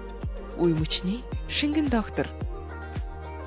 Өнгөрсөн 7 хоногт плей-ний тоглолтууд бол гайхалтай тоглолтууд болсон. Үнэхээр гоё тоглолтууд болсон. Гэхдээ эхний тоглолтууд нь хоёр дахь тоглолтууд нь харин тийм гоё тоглолтууд болж чадаагүй. Плей-ний тоглолтод Phoenix Suns Golden State Warriors багууд хоорондоо тааш тоглох. Тэр тоглолтод ялах магадaltaй багаар нь уг нь Golden State Warriors орсон байхгүй. Гэхдээ тэр тоглолтод ялж чадаагүй. Тэгээд 10-аар гарсан баг бол 10-аар гарсан баг байд юм байна гэдгийг л харуулсан. Charlotte ч тэнд мултарлаа, Clippers ч мултарлаа. Golden State Warriors ч мултарлаа. Гэхдээ Golden State Warriors баг мултарч байгаа буюу тэр тоглолтод ялагдаад Stephen Curry-г сэлгэн цуглаж байгаа тэр мөчөд Steve Kerr нэг гурвалжин үүсгэсэн шүү дээ. Draymond Green-ийг энэ байлгаад Stephen Curry-ийг энэ байлгаад ирээдүйд юу ч болсон бай. Бид хоёрт маш их хайртай шүү гэдгийг хэлье гэж. Энэ бол яг тэр мөчөд одоо юу гэдгийг хэлэх ёстойсэн үг байхгүй. Надад бол энэ мөч буюу энэ гурвалсан Steve Curry-ийн сэтгэлээр хэлж байгаа үг юу харуулсан бөхөр энэ бол үдэлт байсан. Энэ бол домогт Golden State Warriors гэдэг 2010 оны дунд 13 оноос эхлээд 15 оны дунд үеэс эхэлсэн энэ дагуу Dynasty багийн төгсгөлийн үг байсан. Миний хувьд. Стив Кер бол дахиж энэ багийн дасгалжуулагч байхгүй юм байна гэдгийг би тэр үгээр ойлгосон гэж хувьдаа бодсон. Тэргээж өөрөө мэдж байгаа юм болов гэж бодсон. Тэгээ энэ талаар маш олон мэдээллүүд араас хурж ин л өнөөдөр ялангуяа мэдээлэл гарч байна. Стив Кер энэ багийн дасгалжуулагч байхгүй гэдгээс сүүлийн 7 хоногудад алидий мэдсэн байсан гэж. Тэгэхээр мэдсэн байсан гэдэг маань өөрөө Golden State Warriors багийн шийдвэрийг гаргасан болж таарж байна уу? Golden State Warriors бол Steve Kerr-ыг авч үлдэх сонирхолтой байгаа юм шиг байна. Гэхдээ зүгээр Steve Kerr цаашаа үргэлжлүүлээд ажиллая гэх юм нь бол боломжгүй болсон. Өөрөө ч одоо нөгөө сэтгэл зүйн асуудал гэдэг. Ер нь бол нэглээ ядарсан одоо тархаараа их ядарсан юм шиг юм ярьсан юм шиг үлээ штэ. Тэгэхээр уусаа ингэ бодлоо Warriors-ыг одоо хэдэн жил тасалж болж байгаа. Нэг багтагаа айгүй олон жил болж байгаа тасалжуулагч юм нэг штэ. Хамгийн дуудаж байгаа тасалжуулагч Popovich-аас дараа. Тэгээд маш одоо юу гэдэг дандаа жил болгон өндөр одоо юутэй байдаг одоо хариуцлагатай байдаг. Хүлээлттэй эхэлдэг. Тэгэл банк шүүмжлэлт өртдөг. Тэгээ хажуугаар нь сая Америкийн шгшээ багийг тасгалжуулсан гэдэг. Ер нь бол ачаалал өндөртэй ажилласан. Тэгээд энэ ачаалд ер нь бол нэлээд төрсэн юм шиг юм битсэн байлээ. Тэгээд ямар ч хэмжээний мөнгө амлсан ч Стив Кер ер нь бол буцаж ирэхгүй явах нь нэлээд битсэн байл шүү дээ.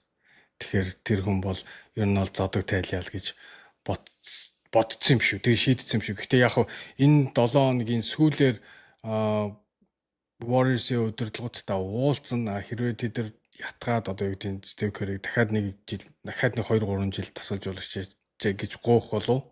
Тэгээд тэр хүлээж авахгүй бол хэрвээ Стив Керр буцаж ирэхгүй бол Warriors full reset гэдэг аахгүй. Full reset гэхээр бүгдийг шинээр эхэлнэ гэж байгаа. Гэхдээ яг бүгдийг шинээр эхэлнэ гэдэгт яг юу багтаад байна. За Draymond Green-ийг одоо сүүлийн жил одоо player optionтэй штэ. Player option гоч мэнэр авчих бах. Тэгээд манерыг солих уу? Jimmy Butler хүн бэртлээс ирж байгаа. Тэр хүний гэрээг яах уу? Тэгээд гол нь Stephen Curry гэдэг тоглогчийг дээр баг босгоод дахиад контент хийх гэж үзэх үү? Эсвэл бүгднийг нь одоо юу яагаад зөвхөн Steph-ийг аваад тэгээд одоо нөгөө зарим хүмүүс хэлээд байна гэдэг байгаа байхгүй. Тэр нөгөө Romano Shelburne-ийн артикл дээрсэн.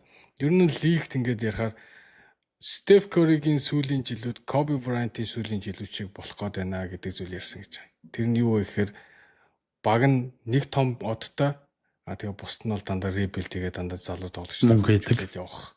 Тэг хөгжүүлэл явах тийм л үе дээр ирж гинэ л гэж ярьсан байна. Тэгэхээр хэрвээ Steve Kerr буцаж ирэхгүй бол яг тэр үед л явах юм шиг байна.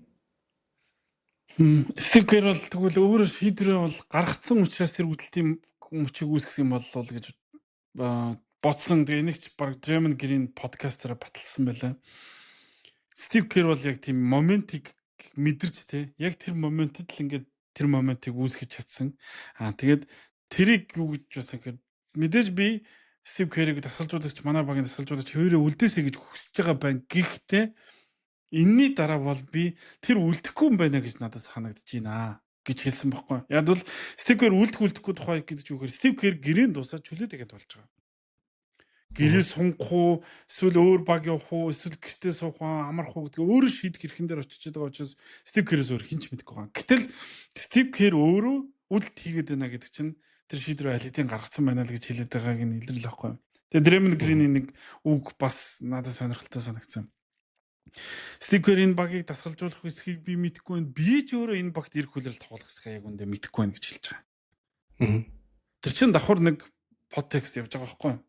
Намайг ч яаж цаагаараа юм хэлээд байна тийм. Эсвэл би ч яаж ч магадгүй штэ гэж юм хэлээд байгаа байхгүй. Тэгэхээр яг чиний тэр нөгөө нэг Golden State Warriors агуу Golden State Warriors-ийн яг ингээд эцсийн бүлгийн төрөө задарч байна гэж.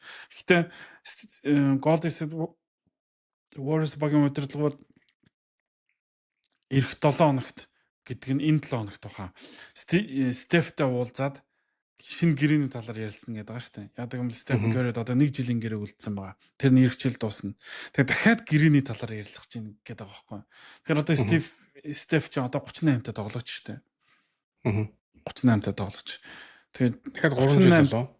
аа дахиад 3 жилийн гэрээ хийх юм лөө. Одоо үлдсэн дээр нь дахиад 2-ыг өгөх юм болов. тоглогчид ялалт байгуулын аваргын баг бүрдүүлж өгье гэж гэрээ хийх юм болов. Тэрэн дээр бол би эргэлзэж энэ бол гоо хэрэг харин full reset гэх юм бол угаасаа гэсэн. Би тэр чинь ойлгоод байна. Тэгээд харин ийм баггүй. Би яг өөрхөн жишээн дээр Сан Франциско хамтдад амьдарч байгаа хүмүүс угаасаа мэднэ. Стеф тоглохгүй болохоор тоглолтын тасалбарын үн зүгээр шууд ундаг байхгүй. Сая Стеф тоглохгүйгээ хэдэн тоглолтууд шүү дээ. Нэг 27 тоглолт шүү дээ. Тасалбарын үн шалаар унсан шүү дээ.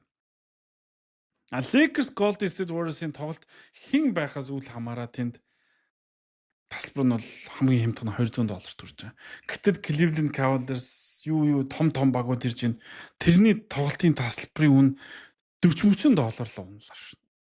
Стеф тоглоод тэгэхээр хамгийн хямдхан тасалбар $120. Тэгэхээр энэ бол бүхэл бүтэн багийн эдийн засаг байхгүй. Тэгэхээр Стефиг гэрээ хийж авч үлдэх гэж байгаа зорилго нь энэ бол Warriors-ийн зүгээс харахад бол 100 мөнгөний шийдвэрлэл гэж харах гэдэг.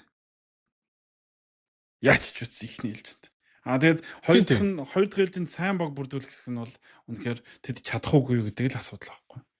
Тэгээд үнэхээр full reset гэх юм бол одоо хин ер нь бол Warriors-ийн хийх алхмууд бол шүү дээ тий.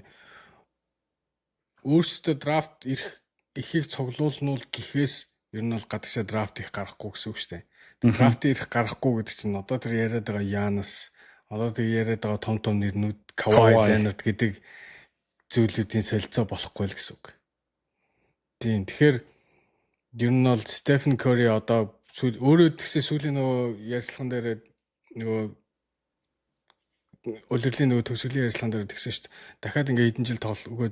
Ер нь бол дахиад олон жил тоглох ер нь юу байна аа чадвар надад байгаа л гэж хэлсэн шүү дээ. Тэгэхээр өөрөө бол тоглох сонирхолтой. Гэхдээ яг сүүлийнхэн юг яаж өнгөрөх үү гэдэг нь одоо өөрийнх нь сонголт болж байна. Тэгээд дээрэс нь бас Stephen Curry өөрөө одоо тоглолтог арга барилаа өөрчлөхгүй бол одоо үнэхээр хөлн байхгүй болж шүү дээ. Одоо энэ өвдөгний асуудал бол тэр олон нөгөө талбай тойрж гүйж ингэж гарч ир шийддэг тэр олон алхамнууд тэр олон гүйлтүүд чинь л одоо энэ одоо жинхэнэ өвдөгнийх нь марал эргэлтэл болж байгаа юм.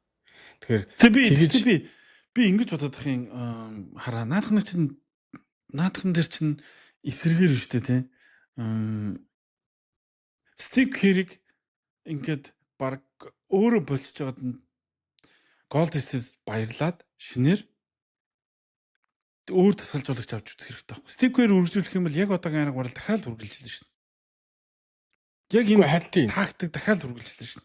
Тэгэхээр энийг болоод өөрөөр явж үзэхийг хүсэх нь боломжийг Стив Кер баг багтаа гаргаж өгч байгаа юм болоо гэж бодоод. Тэгээд хараа юу яасан.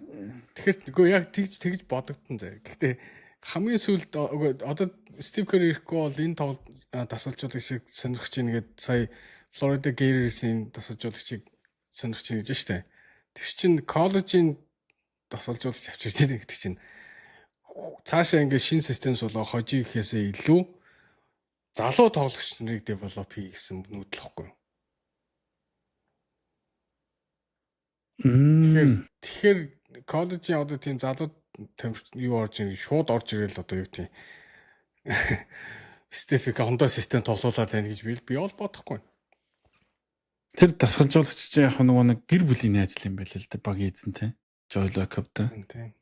Энэ Сан Францискогийн их сургуулийн тасгалжуулагч байхад нь байсан юм. Тэгээд нөгөө нэг харилцаа үүсгээд connection тоолоод үлдсэн юм байл л. Тэгээд тэр шууд толгойд орж ирэх. Би Стив Кер угаасаа үлдэхгүй тодорхой болоод баг арийнхын хүнээ бэлдээд яриад байна бол гэж бодоод байгаа шүү. Тэгэхээр Стив Кер явах цаг нь баг өөрөө ингэж хийдэж байгаа ч баг хийндээ амарл болчихж байгаа хаа. Миний хувьд бол би тэгж л бодож байна. Энэ бол хийгдэх ёстой байсан юм. Би өмнөх дугаарууд дээр ч хэлжсэн. Стив Кер одоо нэг жил амарна уу эсвэл өөр баг дээр очих нь дахиад өөрөөр ингэж баг барьж чаддаг би агуу тасгалжуулагч юм гэдэг дахиад өөрөөр батлаа харуулчих л та. Ямар хамаатай юм тийм биз дээ. Би чамаас нэг юм асууя. Өнөөдөр юун дээр NBA төдөө дээр яригдсан. Одоо Stephen Curry дээ шүү дээ те. Warriors-ийн өнсгөлтөд завдаг тайлах нь дахиад нэг авраг авахаас илүү үнцэнтэй гэж байгаа байхгүй юу? Тэнтэй санал нийлэх үү? Одоо ингээ өнцөг нь штэ энэ үеийн одоо уусаа үе өөрчлөгдсөн. Нэг багт одоо юу гэдэг ингэж тоглох гэдэг зүйл бараг байхгүй болцсон. Одоо энэ үеийн хамгийн сүүлийн бараг Тим Данкан, Коби Брайант, Дерк Новицки гэж байгаа байхгүй. Яа тэгэхээр бусад тоглогч бүгд нэр ийш явцсан. Ага би наадхан яг энийг цааш нь авч явах хариулсан шүү дээ. Би бол аль дээр хариулсан шүү дээ. Яа гэх юм бол 5 дахь авраг авах өөр баг дээр ч авраг авахаас илүүтэйгээр миний хувьд бол Стефен Curry Warriors-ийн тоглогчоор цодог тайлбал тэр нь хамаагүй надад гоё. Надад л. Тэгэл тэр нь зүгээр л энэ илүү тайлбаргаар энэ миний хариулт байхгүй. Тэгэхээр би бол наадхантай чинь 100% санал нэг байна. Би их тэр нь бол 5 дахь авчаасаа л гэж боддоо шүү дээ.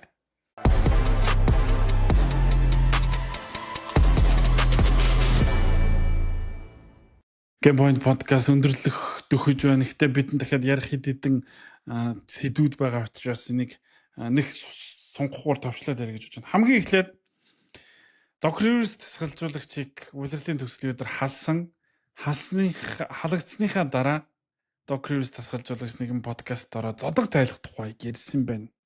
Ингээд баг зодог тайлж байгаа юм шиг байна, тийм үү?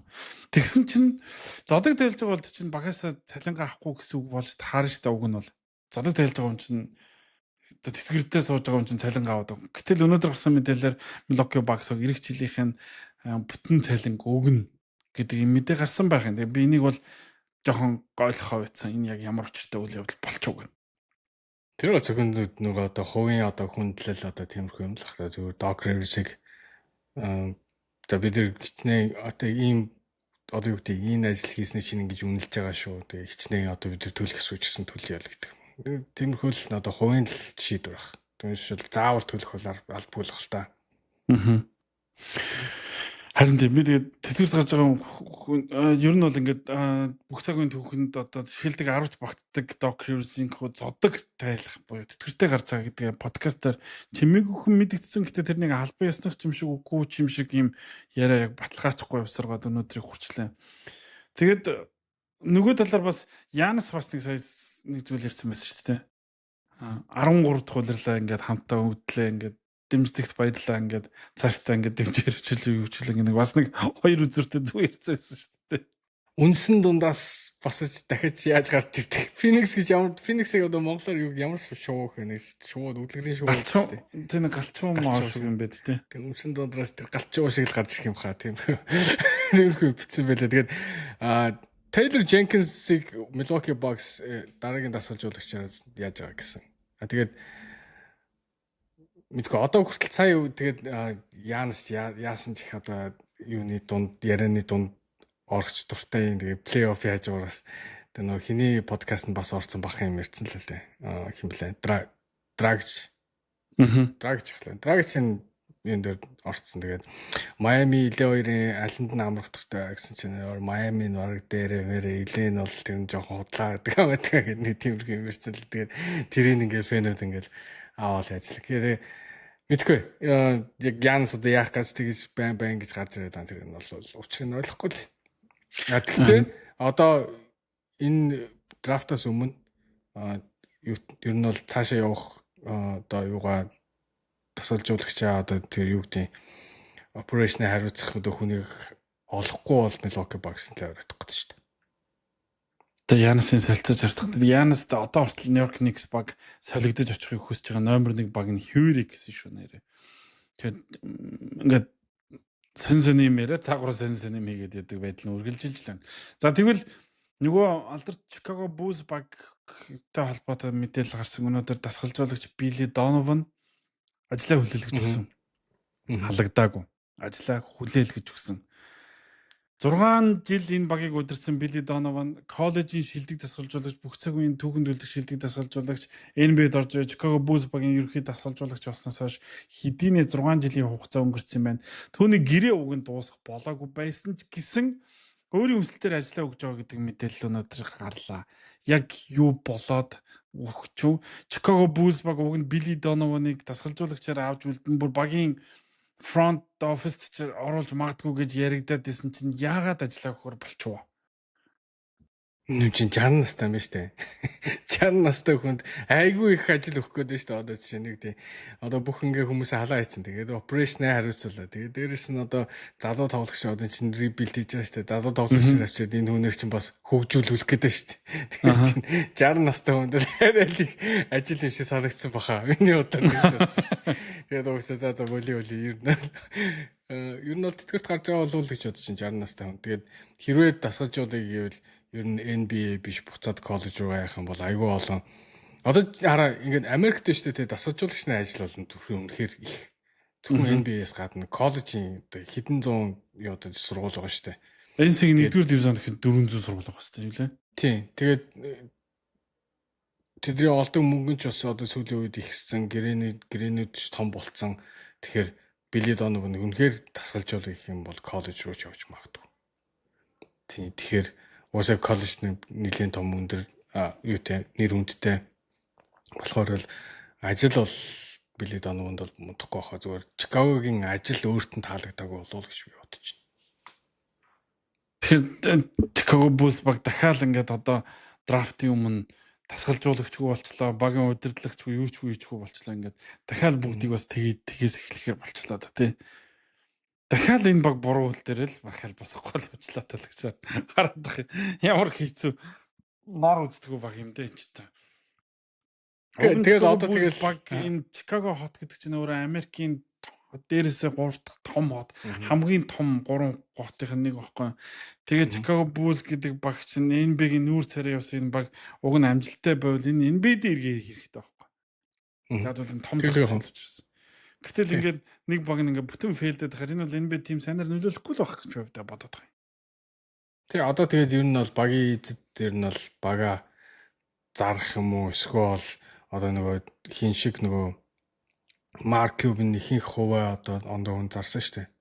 Тэгээ нөгөө өөрөө нэг баг хэмжээний хувьтай үлдсэн. Гэх мэтчлэн одоо удирдлагынхаа хэмжээнд солигдохгүй бол яг миний бодлоор бол бүх төвшөндөө энэ Chicago Boys гэдэг баг ер нь бол юуг болцсон. Асуудалтай болцсон л юм шиг санагдаад байна. Тэгэхээр эхлээд дээрээсээ авахгүй бол ер нь бол зохион байгуулалтанд орохоос аргагүй л бол. Тэгээ Билли Донован ингээд цухтааж штэ ер нь л цаасаа болоо. Энэ холон болдог гасч гараа гэж. Тий. Би бол тэгж л бодлоо. Би өөрөө ажиллаа гэхээр бүр гайхсан л таараа. Хант өөрөө өгч ийс. Тэгэхээр эн чин яалтчгүй зүхтааж ин л гэж хэлж болох үйл явдал юм байна. Тэгээд энэ бид ахлах дасгалжуулагчийн ажил оронтой бол гэрэлтэй хിവэрэ байна. Одоо бол баг дасгалжуулагч хайсан хിവэрэл байна. Гэхдээ нь яг одоо NBA-гийн төвшөнд энэ олон сая долларын цалин авдаг. Жилийн 60-70 сая тэг орлого нь баг ингээд те хагас 100 сая доллар давцсан энэ тоглогчдыг өөрөө удирдна гэдэг чинь өөрөө бараг л тэр бумтнуудтай яаж харьцах вэ? Тэр хэмжээний характерыг удирдах бас нэг мундаг тийм философч байх шаардлага бас тулгараад байна. Оюутнуудыг захирах нэг өөр. Энэ том одууд чинь өчрийн болж байна гэж бас нэг өөр том челленж байгаа даа учраас NBA-гийн ахлах дасгалжуулагч болно гэдэг хамгийн их дарамттай, хамгийн хэцүү тэгээд хамгийн их юутай. Гэхдээ нөгөө талаар хүлээлттэй. Нөгөө талаар одоо л NBA-гийн дасгалжуулагчдын цалин маш өндөр болчихлоо шүү дээ. Сая хин чинь 17 саяын цалинтай гэж юу? Стикер чинь. Тийм гэж энэ сая энэ жил 17 саяын цалин авсан гэж дасгалжуулагч гэдэг чи боддоо. За 50% татварт явлаа гэдэг гар дээр 8.5 сая 8 сая доллар жилд шүү дээ. Дасгалжуулагч гэдэг энэ чинь кайф тийм шүү дээ. Гэхдээ тэгээ бас дасгалжуулагчтай биш ингээд удирдлагууд айгүй сайн байхгүй бол ер нь бол цаашаа ямар ч дасгалжуулагчтай ямар ч одтой байсан тийм ямар ч би нэг сонирхолтой юм ярихад байна шүү дээ. Portland Spurs одоо хэдэн жил NBA вебшээ плей-офф ч орж ирлээ 6 илүү 7 илүү. Айгүй олон үдчихэж шүү дээ. Тэгээд плей-оффын тоглолтод ямар гоё бэлдэж орж ирж байгааг сая бид нар харлаа штэ. Талбайгаа яаж зассан байна хүмүүстэй одоо тэ яаж үзэгчтэй яаж одоо ингээд зохион байгуулалттай одоо бодол көмсөлсөн байна те. Одоо нэг Тамира бас тэр департаментэд ажиллаж байгаа штэ тэр одоо юу бодол өгдөг. Тэгээд тэгсэн чинь нөгөө талд Том Дундон гэдэг одоо Portland Blazers-ыг худалдаж авсан шинэ эзэн бүр амар харамч байна гинэ. Одоо плей-офф одоо Portland чинь бас плей-офф үнж чад одоо плей-оффд орж байгаа шүү дээ. Одоо гурав дахь тоглолтод ямар ч байсан үнэгүй юу өгөхгүй гэж байна. Одоо Подолк тийм юугаа зардлаа хянаж гинэ. Тэгээд хоёр талд гэрээтэй тоглогчроо одоо Euro Spurs руу авч явахгүй чинь Сан Антони руу. Зардлын нэмжтэнд буудал одоо тэр онгоц мөгсөн Oh my god, тийм үү. Тэгээд ажилчдаа 12:30-аас өмнө буудаасаа чек аут хий гэж late fee гэж төлдөг шүү дээ. Хоцсон юм. Тэрийгэ төлөхгүй. Тэгээ маш олон зүйлдээ ингээд химэнжин гинэ. Харамжин гэх нь одоо хааш юм. Химэнжин гинэ. Шин одоо оонор. Би тэр одоо ойлгоодсэн шүү дээ. Нэг Portland Trail Blazers чинь плей-оффд орно гэсэн хүлээлтгүй байсан байжгаад хүлээлтгүй байжгаа орсон чинь нөгөө Подолк хийлгэх захиалга өгж амжаагүй мó тэр олон мянган тоогоор гэж бодсон чинь. Зардал хэмжээ юм тий. Тэгвэл энэ баг хэцүү байна цааш тий. Тэгэхээр ирээдүйд бас энэ баг одоо юу гэдэг энэ оонор одоо багтаа мөнгө зарцуулахгүй бол одоо яах вэ? Бас олон нэлийн гайгүй тоглогчнуудад энэ бүрдчихэд одоо яг ингээд нэг гоё шилжилтийн үе дээр байна шүү дээ. Тэгэхээр амар сонир санагдлаа. Өстой сони юм байна. Одоо ийм бизнес нь ингэж хүрээгээд хэлээд байх чинь ингээд тиймэрхүү зардлуудаа хэмнээд байна гэдэг чи одоо мэдхгүй юм да. За. Тэрийн ярих сэдв энэ хүрээд одоо өндөрлж нэгтэй плей-офф маань дөнгөж эхэлж байгаа учраас бид ярих зүйл их байгаад байна. Хэрвээ 7 хоногийн дундуур шинэ содон шуурхай үйл явдлууд болох юм бол бид хоёр midweek report-оор тусгай дугааруудыг хийх болно. Үгүй бол 7 хоногийнхаа гарах ёстой өдрөө гаргахсаар байх болно. Ямар ч байсан бүх NBA-ийн бүх цаг үеийн түүхэнд анх удаага шилдэг хамгаалан тоглогчийн шагналыг Victor Wembanyama хүртэхдээ 100% саналаар авсан. Анхны тоглогч болсон юм гэхээр энэ шагналыг авахд түүнтэй маргах хүн байсангүй гэсэн үг. Гэхдээ би нэг зүйл сануулъя. Victor Wembanyama-гийн энэ ердөө 3 дахь улирлан шүү. Ердөө 3 дахь улирлан. Энэ залуугийн карьер дөнгөж эхэлж байгаа байхгүй. Руки гэрэн нь явж байгаа байхгүй. Тэгсэн чинь 100% саналаар шилдэг хамгаалагч тоглогч болж байна. Энэ залуу цаашдаа хэдэн удаа шилдэг хамгаалан тоглогч авах юм бэ?